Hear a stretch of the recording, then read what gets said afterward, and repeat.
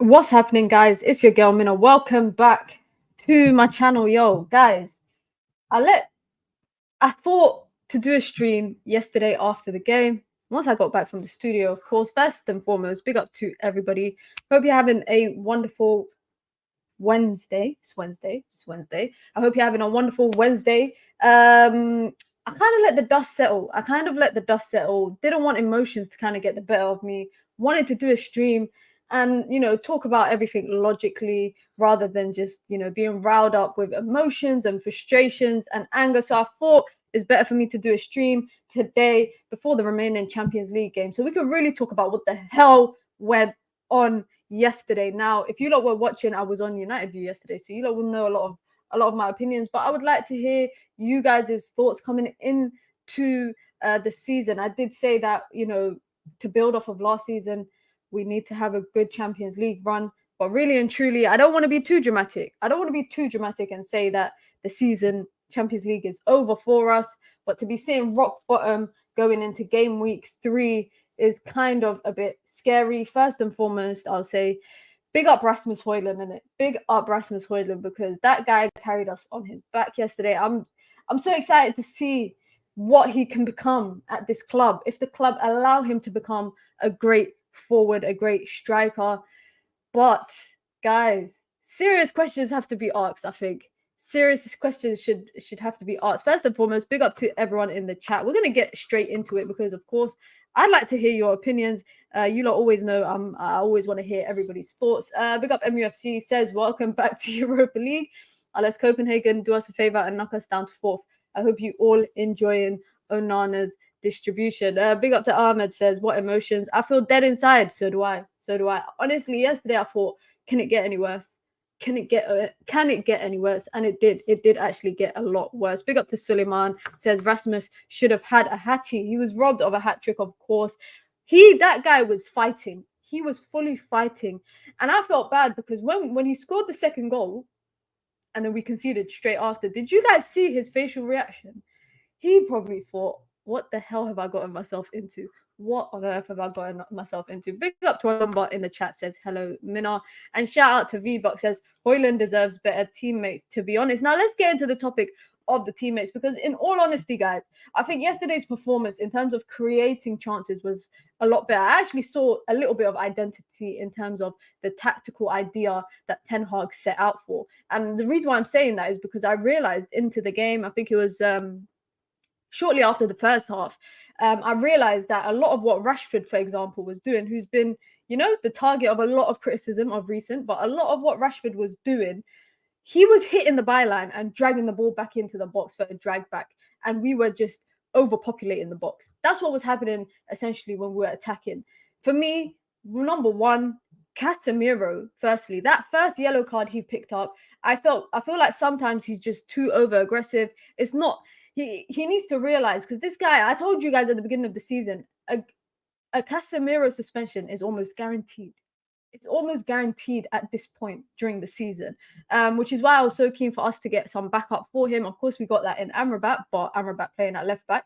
And I'm going to come to that as well, because I am not happy with that. I don't want to see him at left back. He is not a wing back. He's not capable as playing as a fullback. I don't care if Erik Ten Hag is adamant that he can play there. And I don't care if Amrabat is also adamant that he will play in any position that the team needs him to.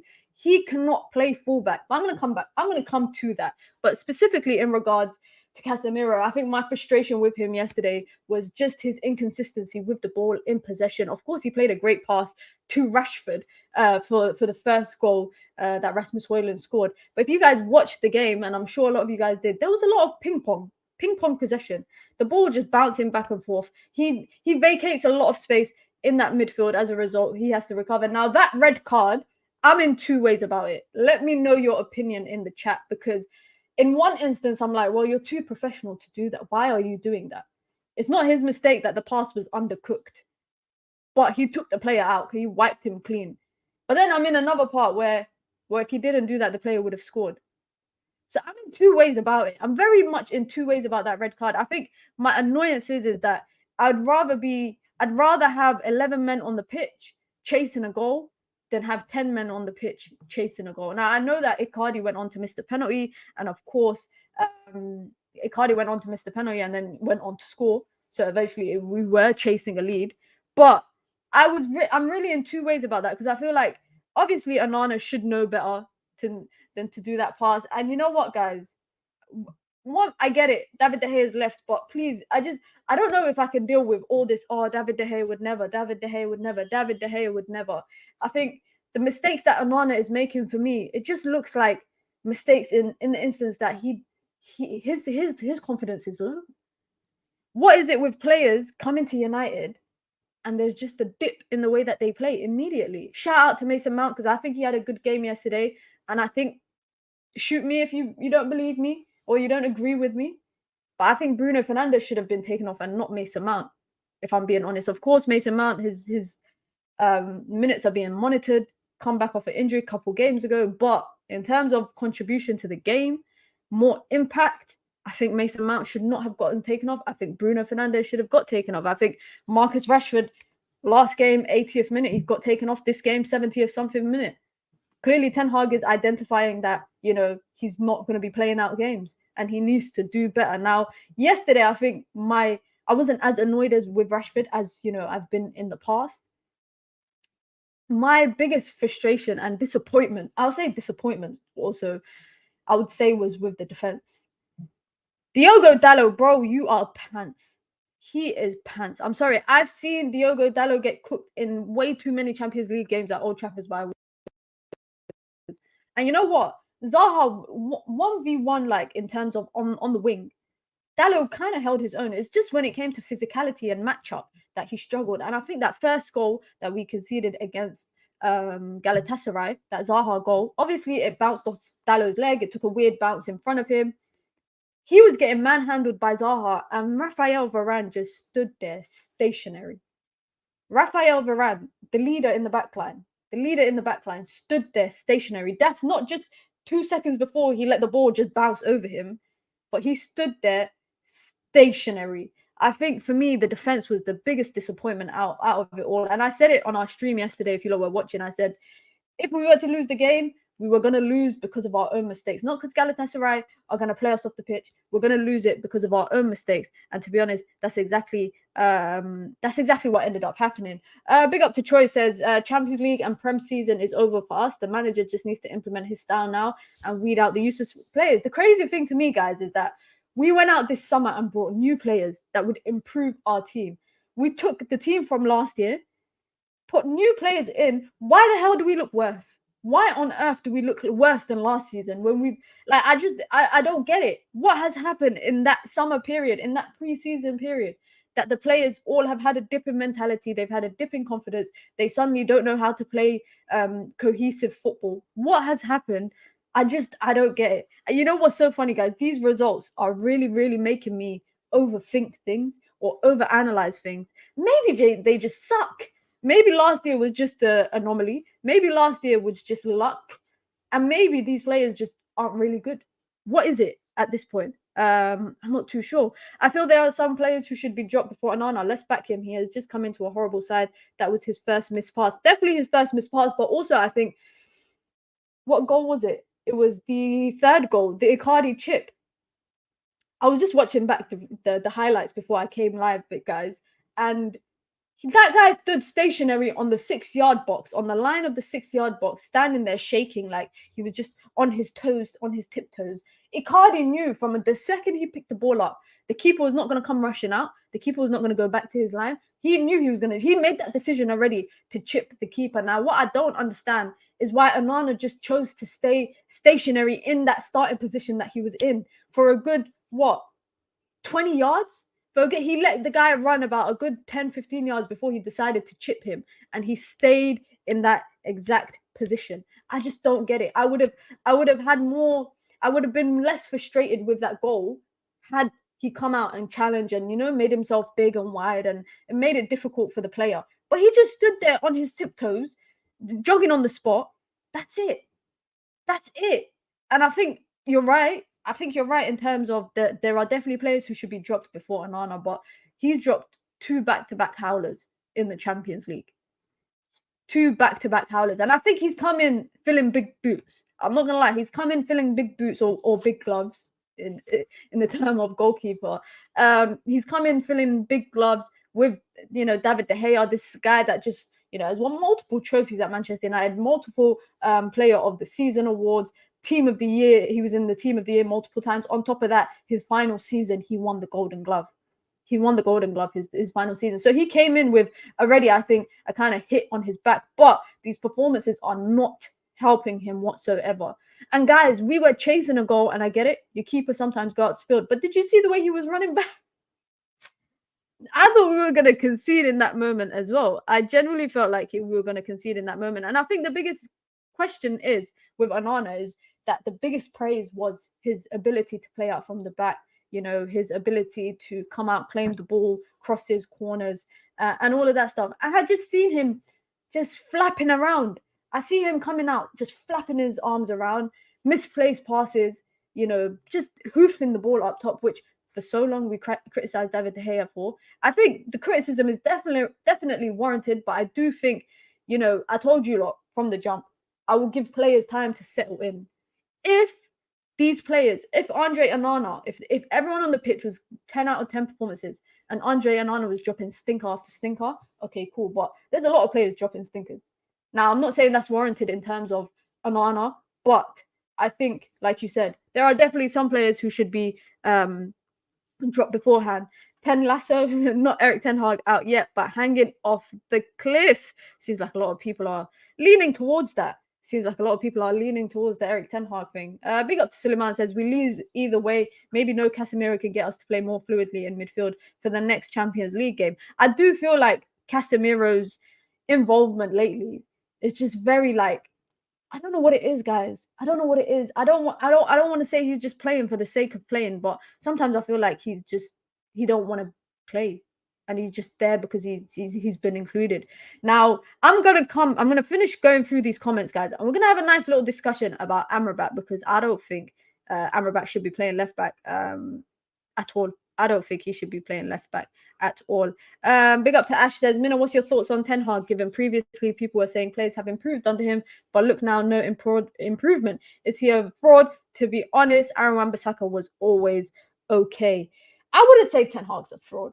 I wouldn't say Ten Hag's a fraud, but I understand. One thing I'll say is the rationale behind it that other people are given. I get it. I'm just choosing to be patient and just hoping not only that the players will just improve, but also I feel like we've gone through this cycle so much, you know, second season slump, third season sack the manager. I think it has to end somewhere. So this is where it needs to end. Ten Hag has an identity in terms of how he likes to play, his playing style.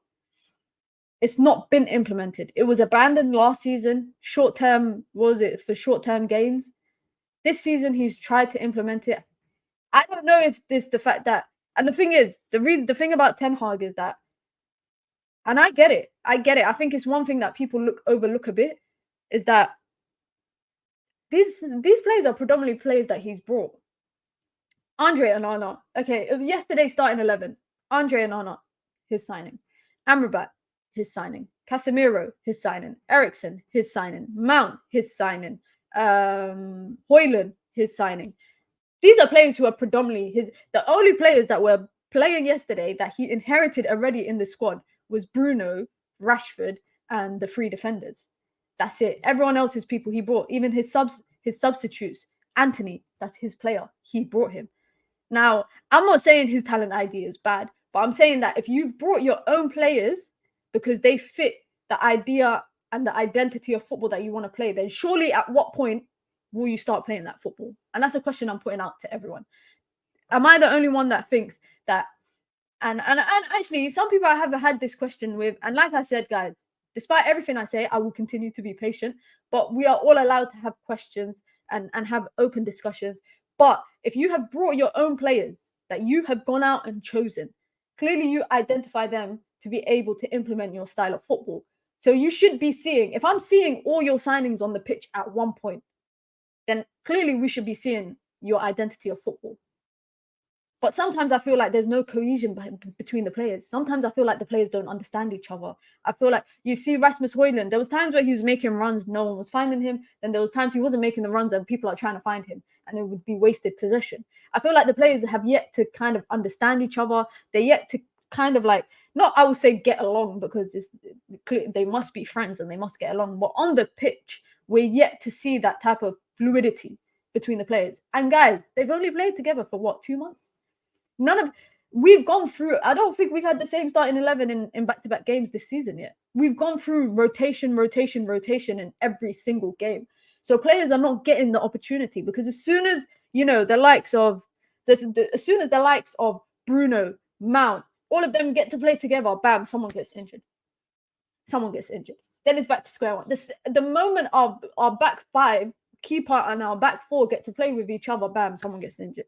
So in terms of Erik ten Hag's style of football and, his identity and everything, I do think he's trying to implement it.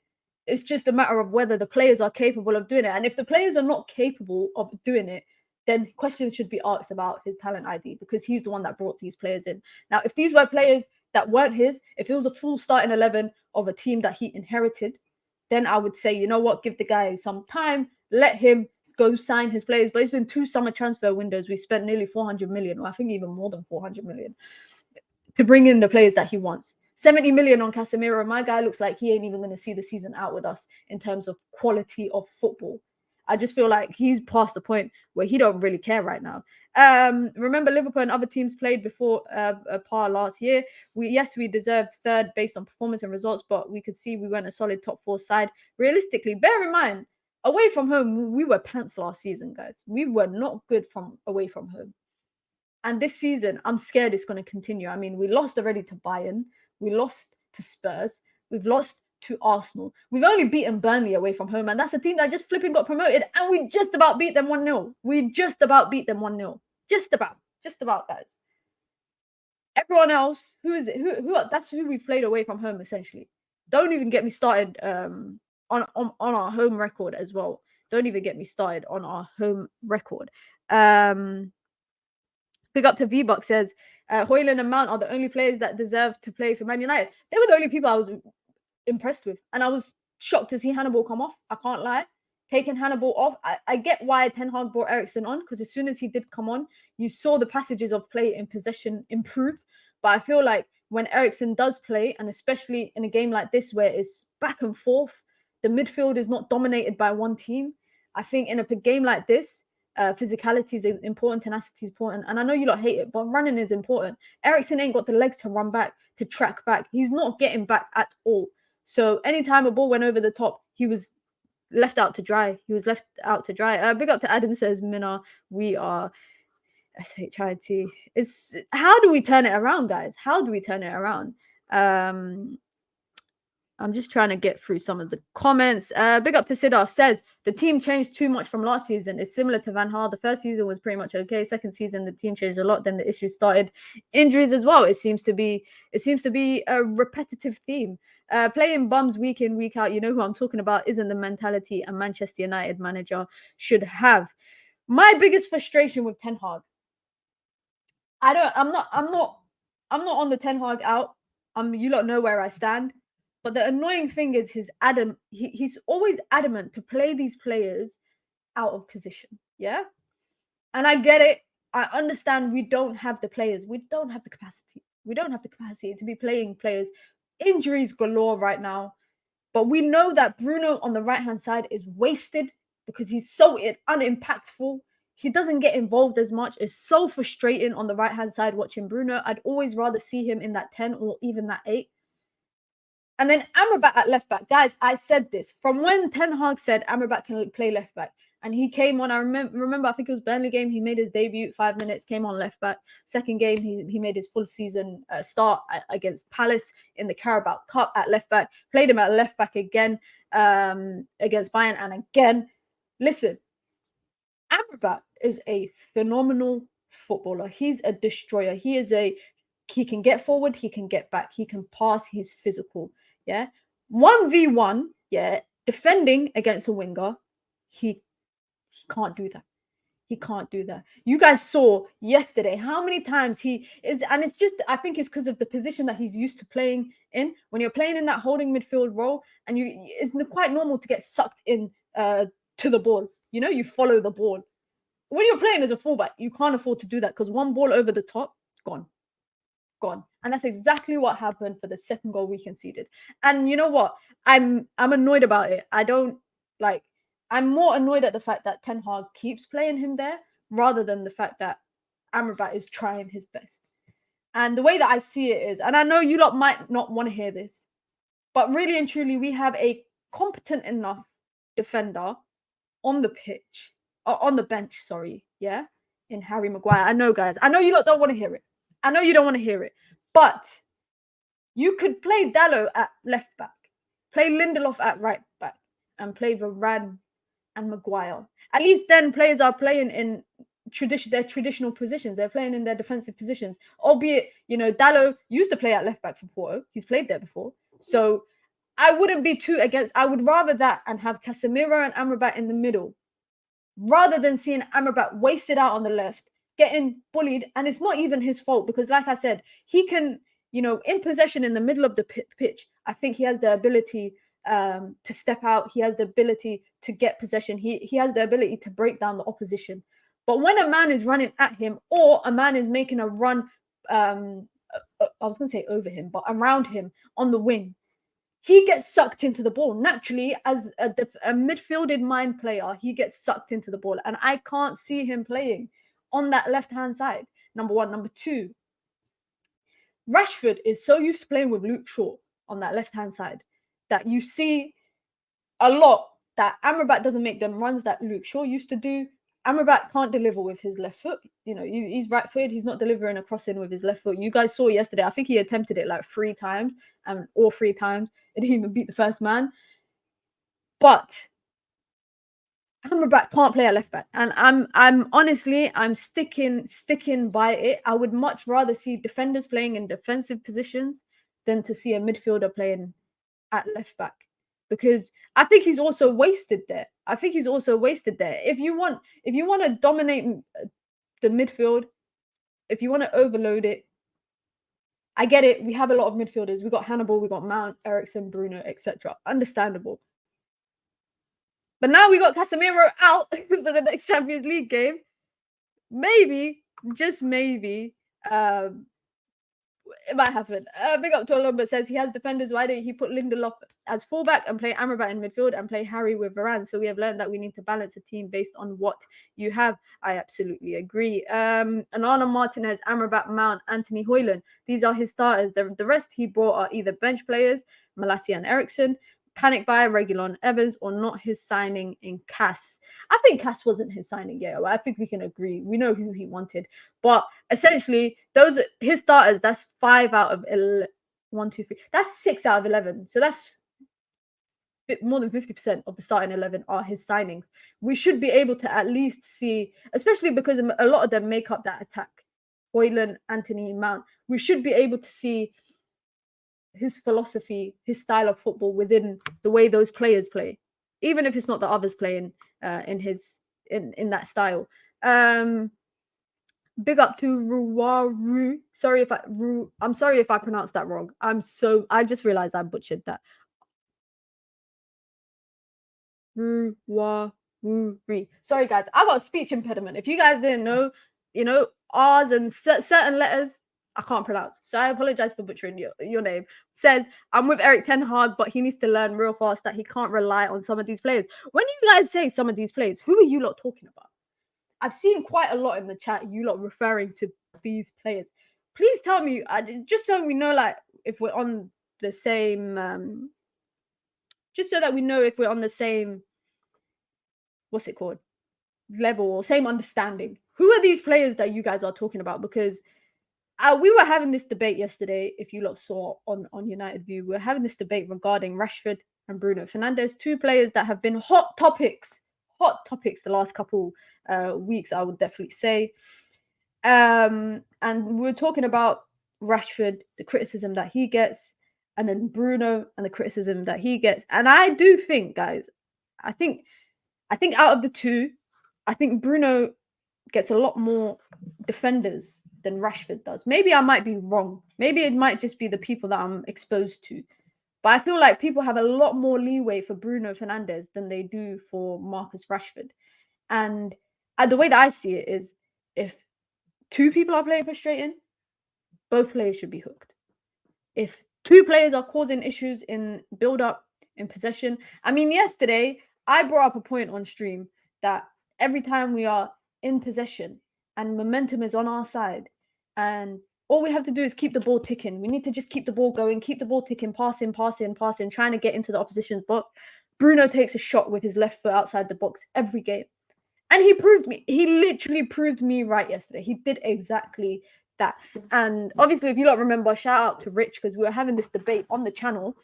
And Rich basically said, he's taking the game by the scruff of his neck. He's a captain. He's just basically trying to drag us through. And I don't think that's a good enough explanation as to why Bruno does that sometimes. I do think, though, I will say this, and I've said it lots of times before, it sets a bad precedent when players, what Sancho's basically hinted at, that there's favourites in the team. It kind of sets bad precedent that players can play this way and play entire games continuously. They can play games continuously. They know they're going to start every game. And I think because you guys have told me time and time again that Ten Hag is reckless, he's ruthless, he don't care about people's feelings, he did to Ronaldo what he did to Ronaldo, did to Sancho what he did to Sancho, did to David De Gea what he did to David De Gea, did to Maguire what he did to Maguire, yeah, did to Garnacho last season, what he did to Garnacho. Sorry, guys, I don't know why my screen just went blank randomly. But you lot always tell me that Ten Hag is this ruthless guy. I want to see this ruthlessness bench players that are not performing. It's as simple as that. If you are truly ruthless and you truly have a standard that you keep players to, otherwise, you just become a hypocrite. I think you just become a hypocrite. And I'm not saying that Ten Hag is a hypocrite, because I don't even like to call people a hypocrite. That's actually not a nice word. And I was raised better than that. But I think it makes you a hypocrite if you do one thing, if you say one thing and then basically you do another. I think it sets a bad example when players can play poor. Players can play poor game in, game out. Do they have something in their contract that makes them undroppable? Because they're the only two that don't get dropped. They're the only two that don't get dropped. But then again, guys, I'm in two ways about this. Call me devil's advocate, all of that stuff. I'm in two ways about it. On one instance, I'm very much like, drop Rashford. He should be dropped. In another instance, I'm like, do you really kick a man when he's down? I.e., do you really drop him when he's not performing well? Because then, he might just go further into a slump. Do you just let him kind of push his way through out of this moment that he's playing through? I'm very much in two ways, and I'm the same about Bruno. Now, one thing I will say, and this is a question I will pose to the audience.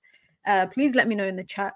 Would you guys be as mad, say the big fixtures like Champions League Bayern Munich, like Arsenal, like Spurs? Would you guys be mad if all the other fixtures that we've played so far,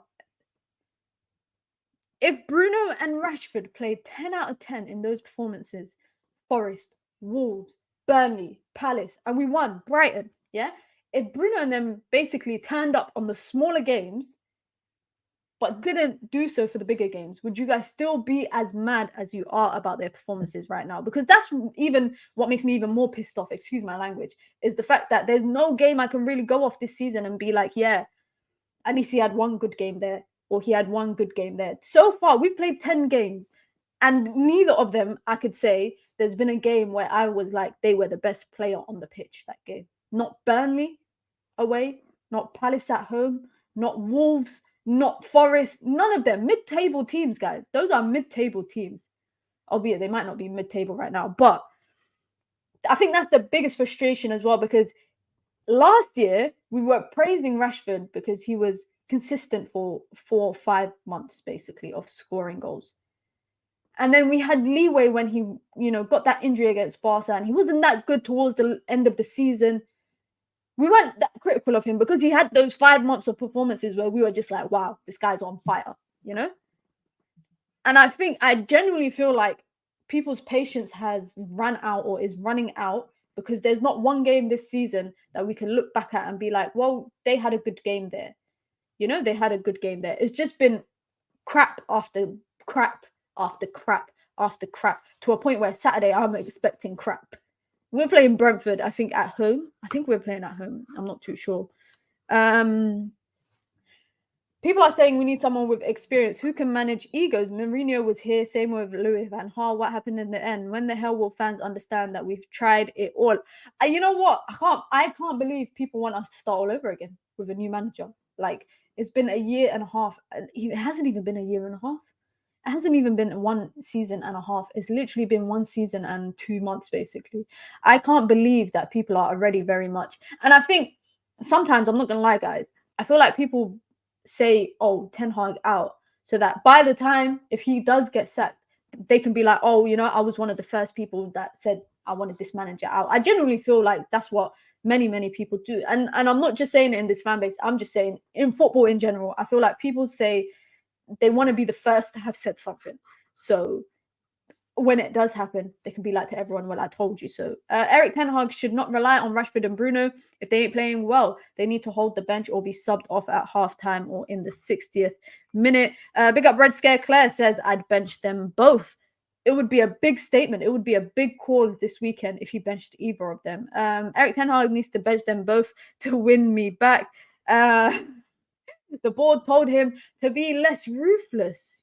Could be that. I mean, the board had a big say on Sancho's potential departure in the summer, so I hear it. Bruno is the captain. He's just hesitant to bench his important players, but it's odd because these inconsistent performances aren't good enough for squad players, let alone senior players. I don't know if you lot saw, but remember that game against Bayern Munich last week or 2 weeks ago, I think it was? Pellistri did not play that well and was benched by the weekend. Pellistri got his chance. Wasn't the best performance, but wasn't the worst performance. It was just, I think, a very bang average performance from him.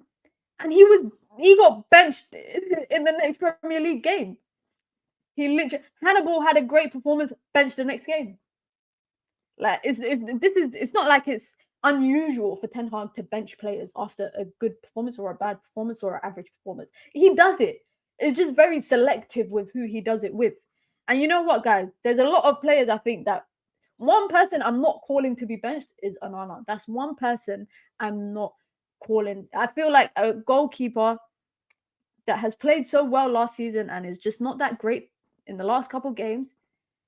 If Rashford is allowed to play through his slump, but then again, actually, I can't say that. I actually can't say that because it's actually more, it has more impact on us if our goalkeeper's having a slump than it does if our striker's having a slump. I'm not going to lie. Sancho's not apologizing for being right. Erik Ten Hag, do me a favor. This manager's making KG have double cheat meal day. You lot ain't seen KG. I saw KG yesterday. I couldn't believe it. Shout out to KG because he's been going hard in the gym.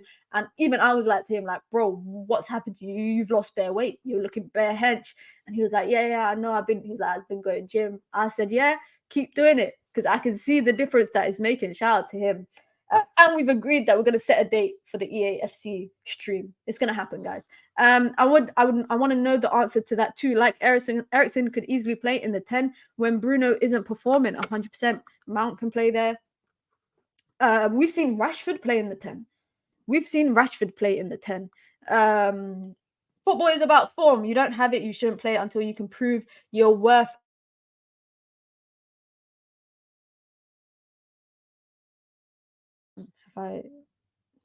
My computer's just bugging out. I don't know what's going, but I froze for a second.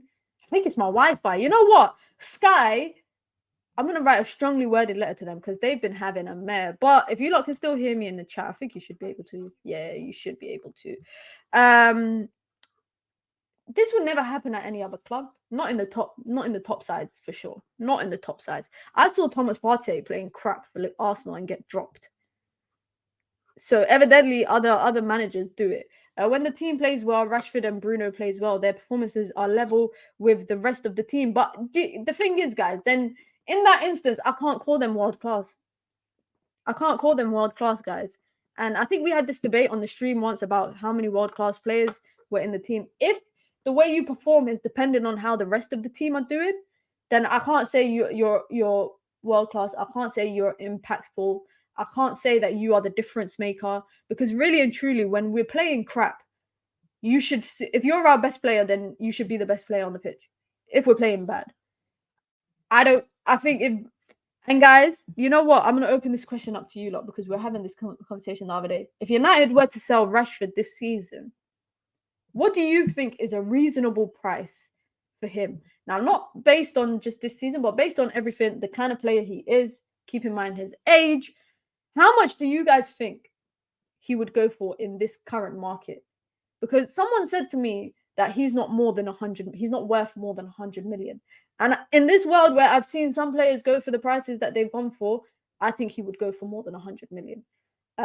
Whether United choose to cash in on him or not, that would be obviously a different question. But I do say, if the team is playing well and that's dependent on how you play, then you're not good enough. You're not good enough. You're not great enough. Sorry, you're not. No, I would say you're good enough, but you're not great enough. I think that's what differentiates the great players from the squad players, the average players, the okay players, the players that are there to make up the numbers, do their job. But the world-class players, every game you should have some sort of impact on the game. When the team ain't playing well, you should still be the best player there on the pitch. There's been far too many times this season that our team has not been playing well, and they've been the worst player. Rashford's been the worst, or Bruno's been the worst. I'm sorry, but that's not acceptable. I don't know at what point do we call it out. I don't think that's acceptable at all. I think if you are meant to be this world-class player, game changer, important player, captain, leader, Manchester born and bred, you're a staple of what it means to be Manchester United, then when we are at our worst, you should be the best player on the team. When we are at our best, you should be the best player on the team. You should always be the best player, always. And I think that's what differentiates what they say. That's what differentiates the boys from the men or whatever. Because I've seen, and I hate doing this comparative thing, guys. I hate doing the comparative thing, like when you compare us to other teams. But I've seen other teams and their players, and there's times where they might not be playing well, but X player still looks good. Dare I say it? I'm not even going to say it. Better than anything Rashford showed this season. Okay, you lot saying Suleiman says 100 to 120 mil. No one is buying Rashford or Bruno. I don't know. He's inconsistent and one-dimensional, but he's a big player. If we were selling him end of last season, 100 million easy now. Lucky, sheesh. But now, lucky to get 50 million. That's crazy. That's crazy. This team needs guidance counseling because they're playing like a bunch of teenagers. The decision making is awful. Bruno did a Rabona. Do you know how angry that made me? And I was the only person in the studio that was angry about it. And I was like, why is he doing that? It's 10 minutes into the game, bro. Why are you trying a Rabona? I get it. Honestly, decision making in the bin. Yesterday, Bruno did some questionable decisions, like in other games.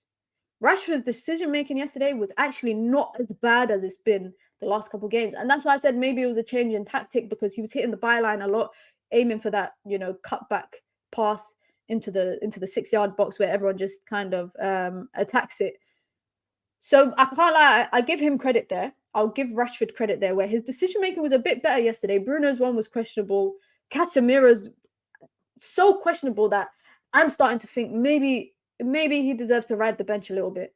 Even though he had 1 or 2 good games, I think it was Burnley was decent. He had a decent performance. He's actually our second top goal scorer in the Champions League, which is jokes. He thought he was charisma. He actually thought he was charisma. Ronnie was a game changer. Rashi is not. What's crazy? Ronnie, I hope you're referring to Ronaldo, because Ronaldo at that age, or maybe even younger, when he came to United, 05, 06, 07, I remember watching him. I'm not going to say how old I was because it's going to give away my age. But I remember watching him 06, 07 and just knowing that if we went down, he was going to do something. He would do something. There would be some sort of change in the game and it would be led by him or Wayne Rooney. It would be one of them two. I look at this team now, they couldn't even lace the shoes. Rashford could not even lace the shoes of Ronaldo in that time. He couldn't even lace the shoes of Wayne Rooney. Wayne Rooney, and I feel like he's, honestly, talking about Wayne Rooney in particular, I feel like he's one of the most disrespected English. When I see people talking about the greatest, like when there's good youngsters in the Premier League, I'm sorry, but people are saying, I'm hearing no disrespect to Haaland. People saying his time last season, breaking the record. I respect that. But what Wayne Rooney was doing at the age of 17, 18 in the Premier League, in the Champions League, no one's going to ever forget that. And I feel like, obviously, a lot of people may not have been, grown enough to remember. But honestly, that Wayne Rooney and Ronaldo Manchester United team, these guys could not even lace the boots. They couldn't even put on the socks of these guys. And that's why I agree. I absolutely agree here with Suleiman. Ronaldo was a game changer. Rashford is not. I remember, honestly, like, take me back to them times. That was a good time in my life to be a Man United fan. Like I said, I'm not going to say my age, but it was a great time. It was a great time.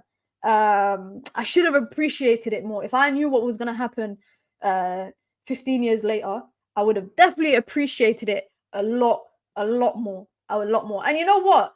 If you don't watch the Beckham documentary that just came out on Netflix, I saw a little clip. I haven't watched it yet. I'm going to watch it over the weekend.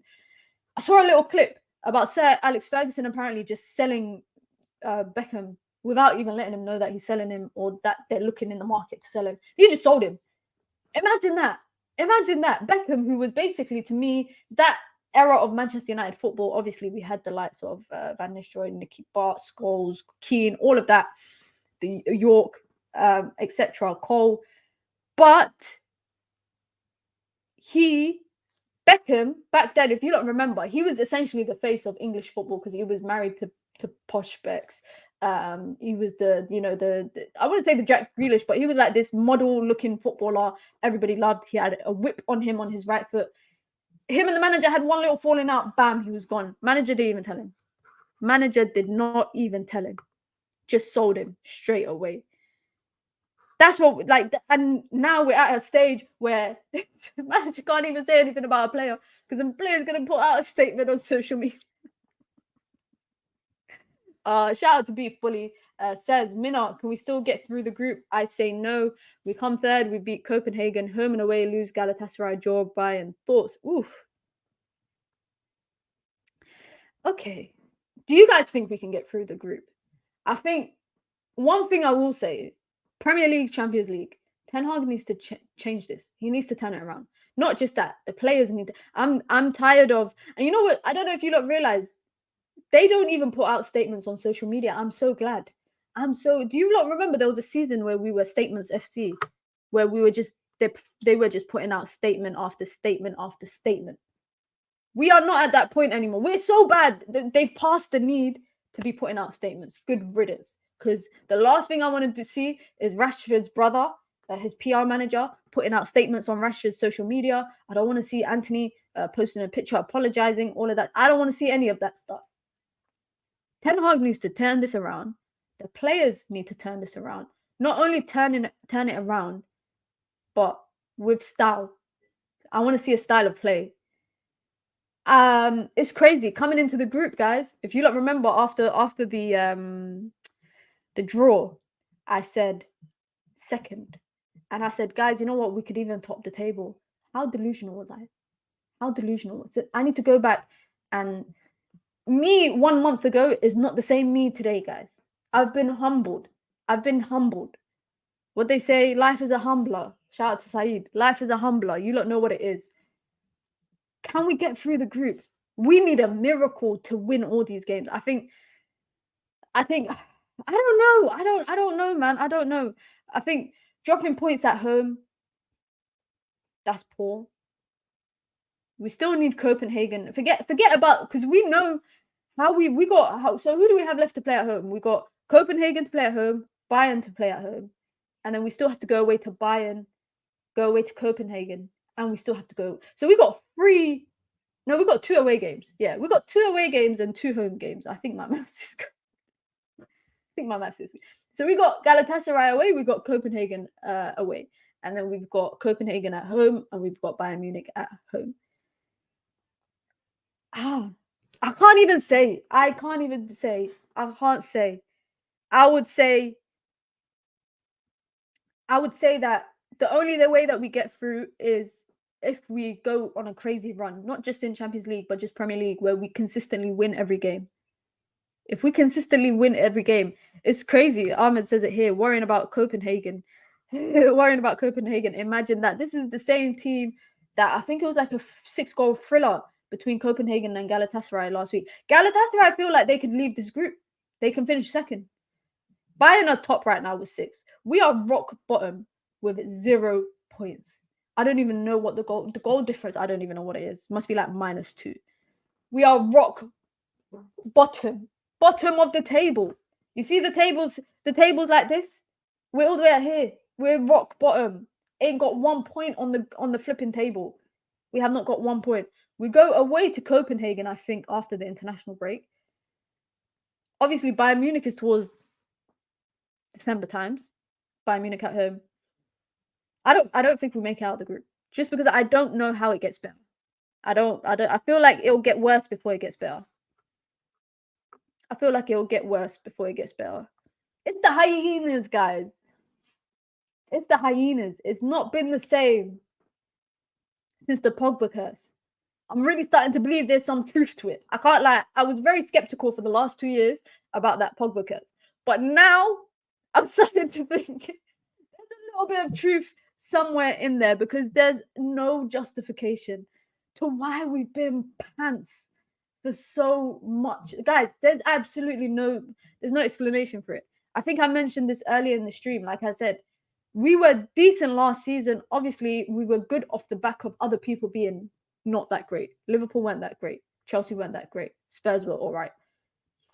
So as a result, we capitalized on that. This season, we added new players that were meant to improve us, and it looks like it's just made us worse. On top of the players that we brought last season, it looks like it's just made us all worse. United need to go and apologize to Pogba. I know he's like suspended right now. He's got his own little doping allegations going on. So his life is a bit of a hot mess. But honestly, I don't know what is going wrong. If you lot would like to enlighten me on what you think is not working, question out to the audience, what is it that you guys think what's going wrong for us? Is it the lineups? Is it the players? Is it the manager? Is it a combination of all? Is it the injuries? Because yesterday's game against Galatasaray, guys, I feel like Ten Hag set us up well enough to win. I genuinely feel that. And I don't know how people can blame Ten Hag. I think they can question him for the Hannibal Ericsson substitution. But I'm not going to lie. I understood why he made that change. I understood why he chose to bring on Ericsson, because I saw the benefit that he added going forward. It just meant defensively we were just, missing a step. And then obviously Casemiro got sent off, so it made it even worse. I feel like Ten Hag set us up well enough yesterday to win. I think he set us up well enough to win. And bear in mind, this is a manager that's beaten United before, guys. He's beaten United with, I think it was Istanbul. I can't pronounce it, but Istanbul something. If you lot remember, is when Raphael was playing for them, 2020, I think it was, just after the pandemic, the Champions League after the pandemic. Ten Hag set us up well enough. It looked like he gave them tactics, because I saw changes in the style of play. I could identify it. I could see it clearly. So he clearly set them up in a way to ensure that they won. They created chances. Some of it unlucky. That Mount chance in the box that Hannibal blocked? Unlucky.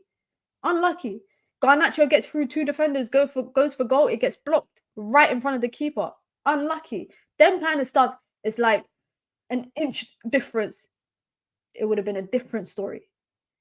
But the individual errors is, for me, something I can't look past. It's something I can't look past. And I think that when we look at the game as a whole, and when you look at just other games, Bayern Munich, Palace, Brighton, Spurs, Arsenal. If you look at all those games, some of them have been poor performances where I'm questioning everyone, including the manager.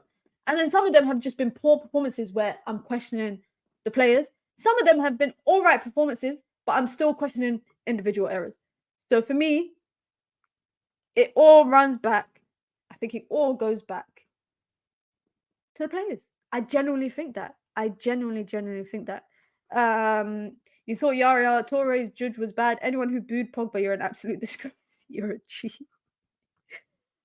We need to win every single game, every single other game in the group to guarantee going through. Never happening. The thing is, guys, the reason why I can't say if we're gonna go through or not, because I can't even, like, we've just come off of how many losses in a row? We've come off what? Okay, we've lost 6 out of 10. 5 and 8 we've lost. We've lost 3 and 4. Yeah, it's very hard for me to predict where the next win is going to come from. Genuinely, it's very hard for me to predict it, which is why I'm not too sure that we can get out of this group, because Galatasaray are up for it, Bayern Munich are up for it, Copenhagen probably feel like they're up for it as well. They've probably watched the game against Galatasaray, and they're probably thinking, "Ooh, we can take something off them." Because, guys, last year we were bragging about Old Trafford being a fortress. Now people are coming there for opportunities to embarrass us, opportunities to break records. That's lit. Every time I hear a new record before a game, oh, this team hasn't won at Old Trafford since 1950 something. This team hasn't won at Old Trafford ever. Oh, a Turkish team has never done this at Old. As soon as I hear that, I'm like, yep, today that all changes. Because we've not even got that backing in our own stadium. It's on the players. They have to execute the plan. I absolutely agree. Throw the whole team away. Absolutely agree. Big up Tabislaw in the chat says, last season wasn't the real United. We are looking at the real United now, the worst PR United in the history. But we have had an awakening now, plus the margins and favoritism. Rashi needs the bench. Everyone's got a dislike for Rashi right now. Individual errors cost us the game. We could have won. They weren't a great team. That's the thing. I said it, that we weren't gonna, if we were gonna lose, I said that we would lose because of individual errors. I think it was inevitable. And I feel like that's literally, I feel like that's the cycle. If we win a game, guys, it's because of individual brilliance from a player. And if we lose a game, it's because of individual errors from a player. That's it. That's why I said there's no cohesion in the team.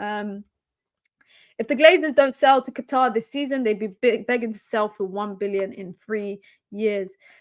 Glazers out every single day. The board is a factor too. Remember how quick Pep got rid of Bravo? We'll never move that quickly. That's true. That's actually true, you know. I disagree. When Amrabat is playing left back, Erik Ten Hag is not setting us up to win. Zinchenko got exploited yesterday because he's not a natural left back. Eze cooked Amrabat. Decent wingers will exploit that side. I agree. I think one thing I'm not for is people playing out of position. Like, I'm not for it. I've never been for it. Big up to Steffi in the chat. Thank you for stopping by. Mina watch along Friday for the women. This will be a good one. Russo homecoming. If you lot ain't, listen, guys. If you don't want to watch a United team that will actually win, watch the women's team. Even if you're not into women's football, guys, this can be your chance to get into women's football. Honestly. And I'm not just saying that because I'm doing a lot of content on my channel. Just generally, I'm saying you lot will enjoy it. And like Twilumba said, watch along this Friday versus Arsenal. Russo coming back to United. Make sure you lot turn on your post notifications. And I'll be doing a hate along after this stream for Newcastle versus PSG. So you lot can come and hate with me. Just get all the emotion out, basically. I'm ready to hate on every team because I am fed up of my own. I'm turning off my football emotions until January. Guys, I'm so glad I'm going on holiday I'm going away this month. The way I'm going to turn off my data, turn off my phone, I will be back after, I think it's the Manchester Derby. I'll be back after that. I won't even know what the result was. I'm gonna find out like 4 or 5 days after the game because I have no intention to turn on my phone. Hopefully, that's my intention right now because I think it's good to just disconnect. Is especially especially with the way things are going right now. I think it's good to just disconnect for a bit. Big up to Pyramid Scheme, says, Mina, this is good. Even the hard sexuals and the football thickos are starting to see the light. What do you have to say, Pyramid Scheme, about Mount's performance yesterday? Because I think it's you that doesn't like Mount. I think it's you that does not like Mount. We as fans of the club have to realize that sacking managers won't solve anything. You can bring back Pep and nothing will change. 100%. I think the cycle needs to end somewhere, which is why I'm not Ten Hag out, guys. I'm not Ten Hag out because A, I actually do believe in him, and B, I think we need to end the cycle somewhere. We saw it with Van Gaal, Mourinho, Ole. This can't be the fourth manager. I mean, Moyes only got 1 season, so I can't even count him. But all the others had 2-3 seasons. And it's the same cycle every single time. I think we need to, what's it called? Ride the wave. Ride the wave. But you can still demand better from the players. Because like I said, yesterday's game, I feel like the manager set us up well enough to win. I think the manager set us up well enough to win. Big up to Tavis Law, says, Mina, another Eid has gone. Which Eid is it? What is the inside news? And who is it? The rat or basically the Qataris? Guys, I don't care about the takeover anymore. You know that. And the reason why I'm saying I don't care is because I told you guys, unless it's legit news that X has won the race, Y has won the race, and it's confirmed, I don't want to talk about any of takeover stuff. I don't know if you lot saw after the Palace loss, I think it was a reporter from the Sun or something, was suddenly like, oh, you know, the takeover could end in the next 2 weeks and a winner is going to be announced. Funny how that comes out straight after we lose to Palace. That's funny, isn't it? That's funny.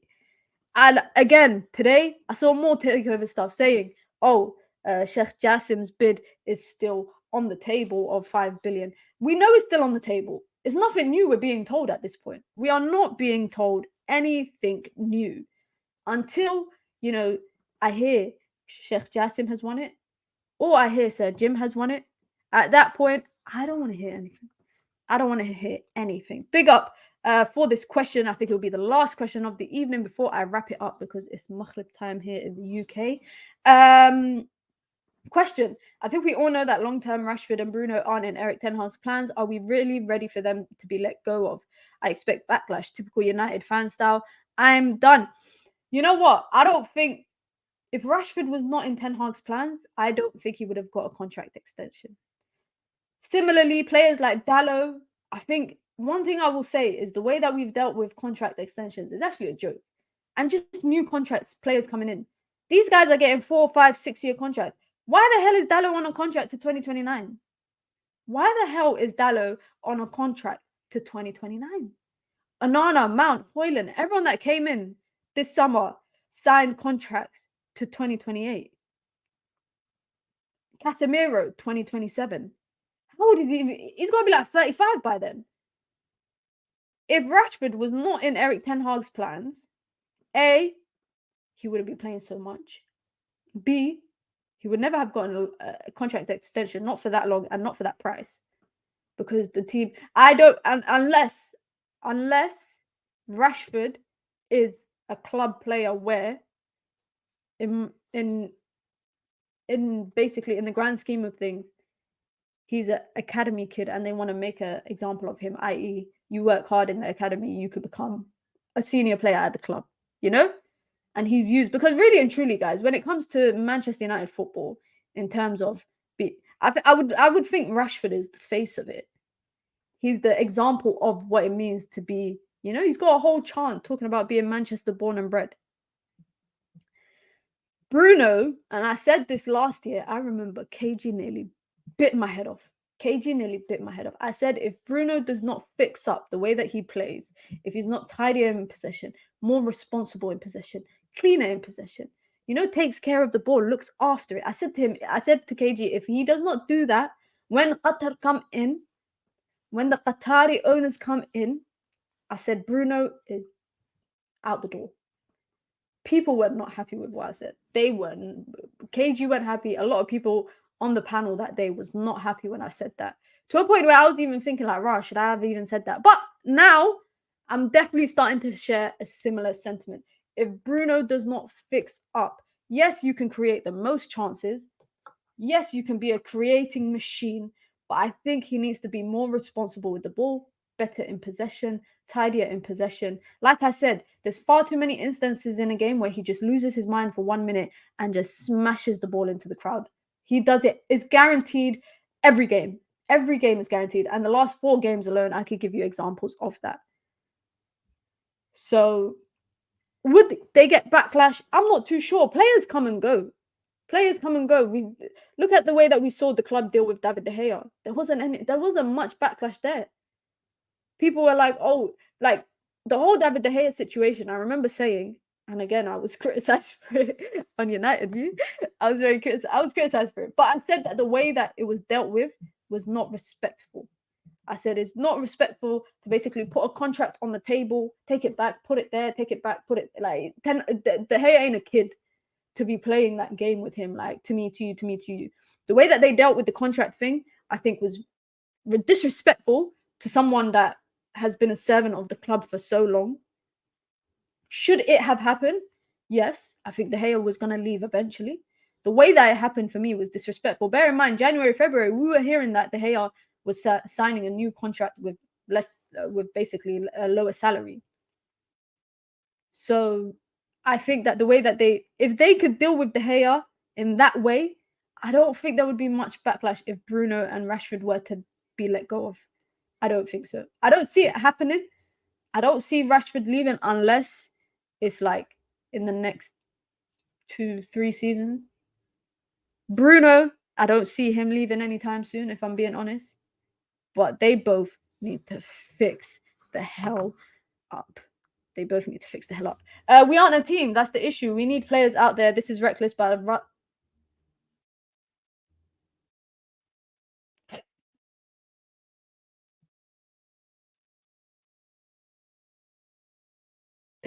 I need to, you know what, yeah? Before I finish reading this comment, guys, big up to Tavislaw, yeah? Before I need to find this. Oh, man, I'm not going to find it. Oh, there's a meme of someone.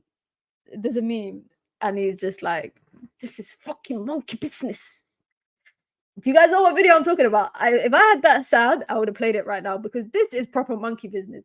This is reckless, but honestly, rather try Donny now, who is a team player, than Bruno. Never gonna happen though. This is proper crackhead settings. Proper crackhead settings. But I hear it in terms of the different style of play that he would bring. I don't think, for me, yeah, my biggest issue with Donny van der Beek, and the guys, this probably sounds so stupid. How do I say the word miskeen in English? It's not shy. Let me hold on. I don't know how to say miskeen in English. I don't know what it means in English. Okay, okay, this is a bit dramatic, but Google is telling me that miskeen is poor, poverty-stricken. It's not weak, desperate, innocent. Okay, yeah, innocent is a good one. Innocent is. I think that Donny van der Beek is too innocent to play football. Here you go. Here's the word. Yeah, innocent. That's what I think he is. I think he's just too miskeen for me. He's too innocent. He's timid. Yes, timid is another thing. Weak is another term. I just feel like I don't see it. That's why I don't think he's made for the Premier League. When he had his little stint at Everton, the guy couldn't even get into the team. Even when he does play, I'm like, what's he doing? What does he offer? So this Donny van der Beek train, you guys need to let it go. That train is long gone. It's off the tracks. It's literally crashed somewhere into some trees and something in the Midlands. That train is long gone. I don't see it. I think my dislike for I wouldn't say that I dislike Bruno, but my frustration with Bruno will never be enough for me to start calling for Donny van der Beek to play. That's when you know I've lost it, guys. That's when you know I've lost it, is if I'm saying Donny van der Beek needs to play. Donny is too soft. He ain't going to make it. I think he should just go back to the Dutch league, you know. I genuinely feel like he should just go back to the Dutch league. But he's here on like 120K, I think it is, or 100K. I don't think he's going anywhere anytime soon. I remember we are the same fans calling for Maguire to make the starting 11, the same fans who said ball distribution is better than keeping balls out of the net. This fan base is just comedic. One thing about the fan base, guys, and I love the fan base, we are inconsistent with our opinions. 1 minute we're saying one thing, 1 minute we are saying another thing. It's very much like, and I'm not gonna lie, guys, you lot know, shoot me if you don't agree, arrest me, take me to prison. Yeah, I would much rather see Maguire playing in the back line than I would see an Amrabat playing at left back. It's as simple as that. It's taken me 2 games to understand that Amrabat can't play there. I know Maguire can at least, that Palace game that we won, he at least did a good job. Now, my concern is him playing with Varane, who clearly Varane, and we ain't even spoken about Varane. I've been on stream for an hour, guys, and I have not even brought up Raphael Varane, because the last few games for me has not been it. Yesterday, most experienced player on the pitch in Casemiro and Varane. Yeah. Varane, that first goal, I don't know. People are criticizing Dalot. People are criticizing Onana for his starting position. But that is on Varane. That first goal we conceded, yeah? That ball over the top. The ball over the top, yeah? Varane watched it come down, watched it go over him, took a bounce, watched Dalot get manhandled by Zaha. Dalot, I think, did enough or saved enough time for Varane to come over and basically double up on him. Varane just stood there. Knees weak, arms spaghetti. He literally just stood there watching. And for me, I don't think he's getting criticised enough. The last few games, very questionable. The second goal we conceded, he came over to the right-hand side because Amrabat got dusted. Lindelof was way out of position. Nutmegged at your big senior age. Getting nutmegged. I think, as Suleiman says it here, it's collectively poor defending. I think it is collectively poor defending. But I just think as you're meant to be a leader, innit? This is what people have. This is the idea that has been fed to us. Done the pre-match presser with the manager, talked about leadership, leading from the back, being vocal. I'm sorry, guys. That first goal, I know a lot of people think is Dalot. I think blame can be shifted anywhere. But I do think in that first instance, when I saw the goal, my first thing was, why did Varane let it get to that? I can't lie. I thought, why did Varane let it get to that? Also, another thing about Varane is, I feel like you don't know where I stand, man. You don't know where I stand. Bring me Lukeba. They're actually playing today. I might have to watch that game. RB Leipzig versus Manchester City, I think it is. They got a back line of Simikan and Lukeba, 2 centre-backs I would take at United any day of the week. I'll take them any day. But anytime Varane clashes with a player on the pitch, or even if he looks a bit stiff, I'm actually scared he's injured. And you know that we're like one more centre-back injury away from basically Ten Hag playing at centre-back. We keep conceding a cutback goal every game. Literally, it's cutback nation. It's cutback nation. I think opponents have understood now. They are guaranteed a goal if they cut it back. Cut it back. You see that video of Kaka and some guy telling Kaka to cut it back. It's basically that they are guaranteed to score every single time. Varane looks timid and lost without Martinez. I can't lie. Lindelof not aggressive enough, which is what Licha normally is. You know what's funny? I feel like Lindelof tries to be aggressive, but he just gets flung around. That's it. I'd rather have signed Kim Min-jae than Onana, honestly. You know what? I was on this. I'd rather sign Harry Kane than Onana and Mount.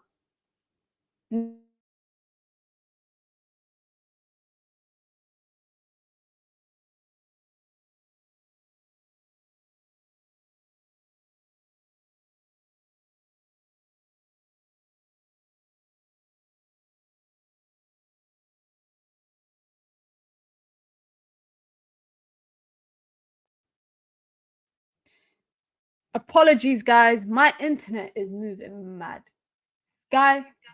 Sky, sort it out. Sort it out. because are we still here? I think we're still here. Let me know in the chat if I'm still here, if you lot can hear me loud and clear. I apologize. That's like the second or third time it's happened today. I'm gonna write a strongly worded letter to my broadband providers. That's for sure. Because I'm trying to be a streamer and they are literally cutting me off midstream. Who does that? Who does that? But back to what I was saying. After seeing Højlund, I think I'm content with the striker that we have and the striker that he can be. But man, oh man, did we need a centre back? I can't believe, and I swear, every game I probably say it about 5 to 6 times. I can't believe we came out of the summer transfer window without a centre back. After we were chasing Kim Min-jae, linked to Disasi, bro. I would have taken Disasi. Some of you don't rate him, but I would have taken him.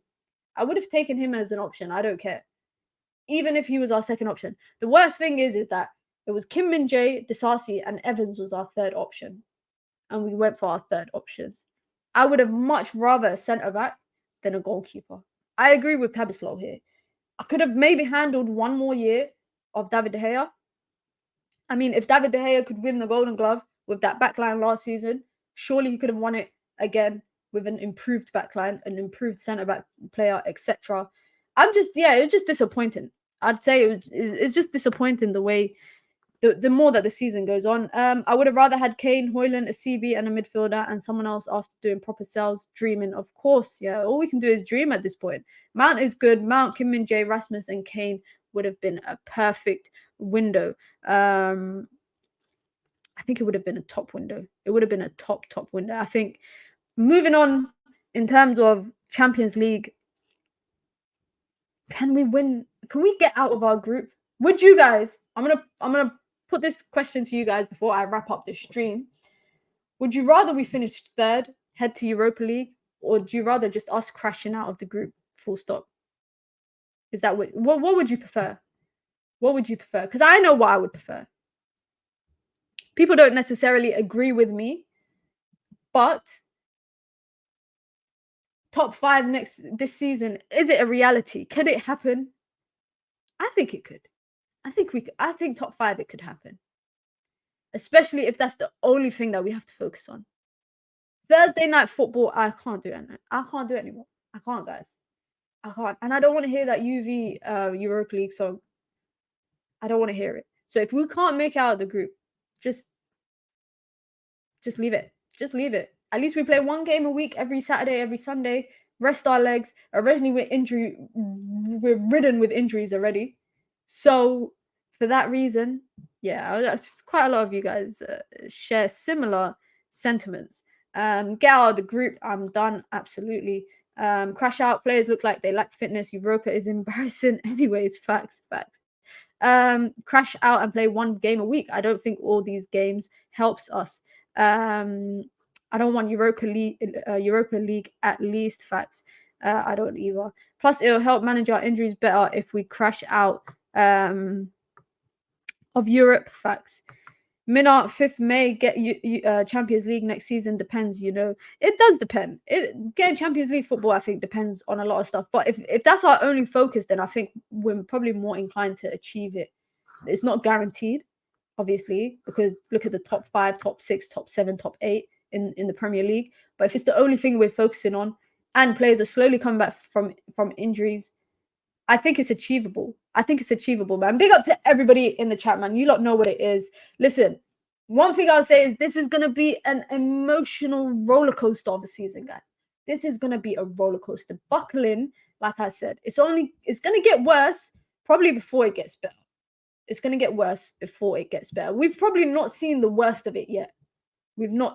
I hope this is the worst because I genuinely can't see it getting any worse. I can't see it getting any worse. But if you lot want, outside of men's content, like I said, I'll be doing women's content across the channel. So if this is an opportunity for you lot to get into women's football, nowhere better to start than Manchester United women playing Arsenal on Friday, then PSG next week in the first ever Champions League game that the women's team have ever played in. So of course I'll be doing watch alongs and bringing a lot of content regarding that. In about an hour's time, I will go live, inshallah, for a United Nations of Hate, Newcastle versus PSG, and I'll be watching other games in the background, but it'll be the main focus. If you are watching Champions League football, make sure you guys come through.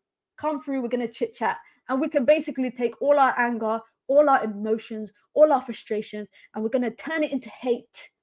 And then we're going to give hateful energy out to all the players and all the teams playing, and we can just hate. It's a safe space, like I said, to hate and create a United Nations of it, man. You don't know what it is. Big up to everyone. Got some content coming tomorrow. FIFA. I said the F word. EAFC content. Friday, obviously, like I said, watch along. Plus, Friday Night Lights will be a little bit earlier so we can preview the Brentford game. Make sure you guys hit the like button. You don't know what it is. We're always here for good vibes. Make sure you like, comment, subscribe. Guys, it's going to get better before it gets worse, man. You don't know what it is. I'll see you lot in an hour, man. Big up to everyone. Peace.